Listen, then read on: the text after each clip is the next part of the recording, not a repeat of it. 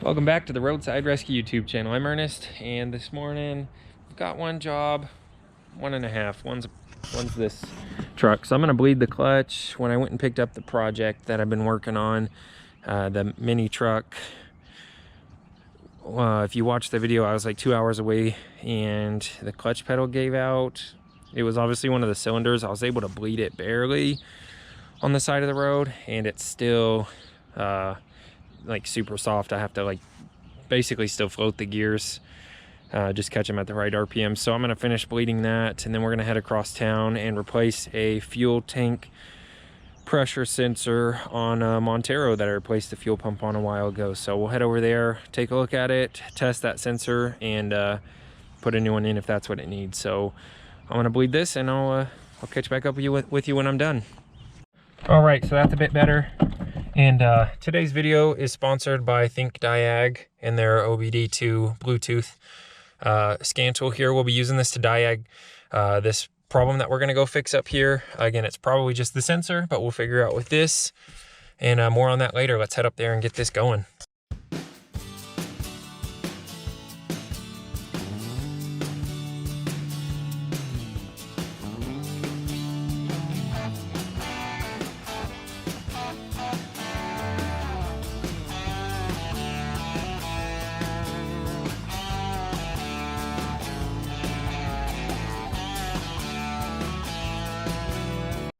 All right, so we got that Thinkdiag plugged in.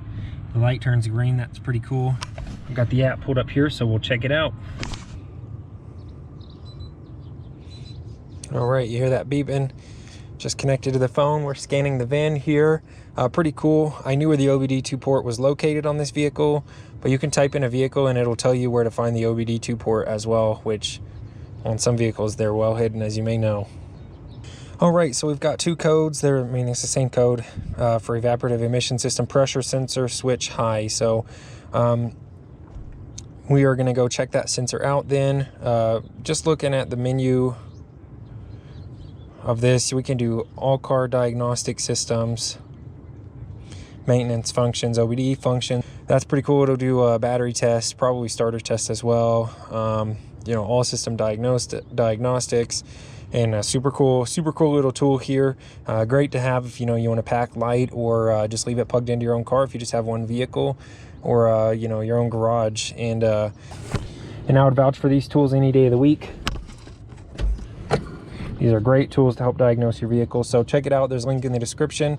And in about a week, leave a comment down below. In about a week, I'll send this to somebody, and you can have your own Thinkdiag tool. So leave a comment down below, like the video, so make sure you're subscribed, and I'll send this to somebody in a week.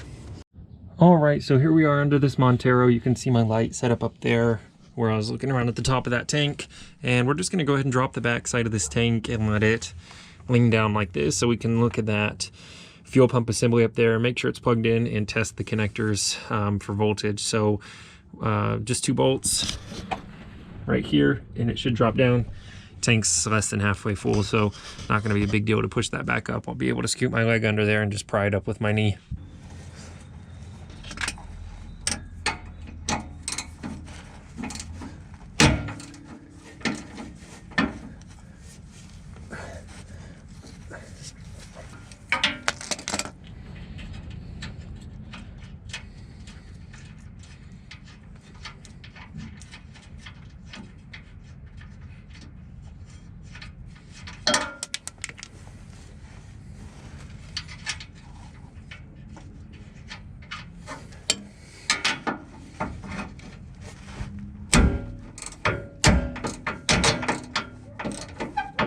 All right, you can see now I've got the tank dropped all the way down to the end of those studs. If I pull them off, it'll be a little bit harder to get it back on there. So I'm just gonna leave them on the edge there. With that being said, I should have enough room now to reach up on top of the tank and disconnect that, even replace the sensor if I need to. So we'll head up there and I'll show you what I'm talking about. Okay, here's what I'm talking about. This is the access for the filler neck here, so I can remove this hose and I'll have plenty of room to reach up in there. And you can't see it probably, but the sensor's right in there. Actually, I can see it. Let's see if I can give you a peek at it. That's the sensor right there that you can see. So just right past there, I can unplug it, I can replace it. So I'm gonna probably pull it out to test it, and then we'll put it back in if we need to. Put a new one in or put the old one back in, whatever's the issue going on here. All right, so I'm able to fit my hand in this space here, and I was able to get those 2 bolts off. So that sensor is gonna come out now. I'll just pull it out this little hole here with its connector. I'll disconnect it, and I'm gonna test those prongs to make sure we have appropriate voltage on all of those. And then if we need to replace that sensor, we've already got it out.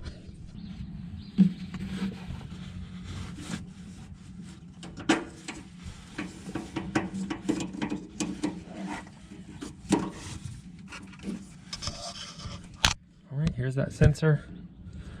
Looks pretty new, but this may have come with the fuel pump assembly when I put that in. So maybe we can get that whole assembly warranted then, if that's the case. And it looks like we left the gasket behind. I'm just checking now for that. So I'll pull the gasket out as well. All right, there's that gasket. So I'm gonna disconnect that, and I'll test that connector and let you know what I find.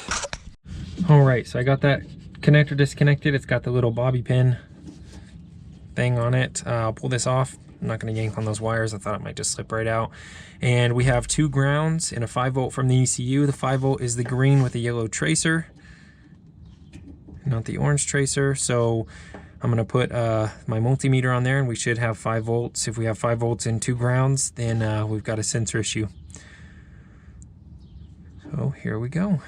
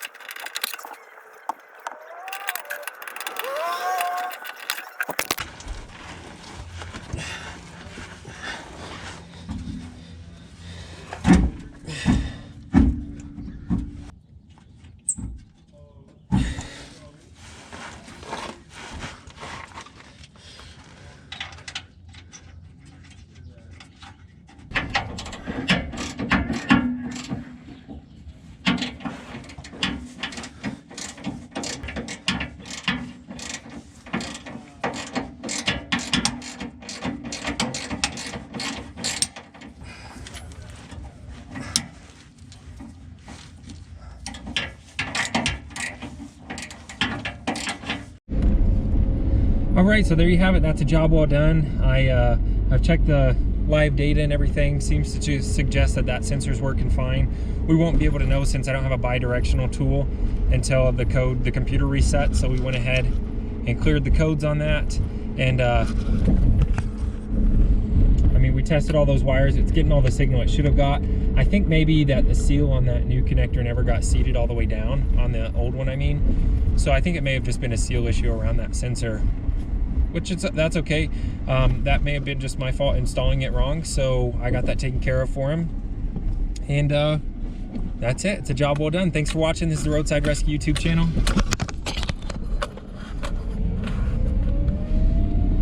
I'm Ernest. We'll see you on the next episode.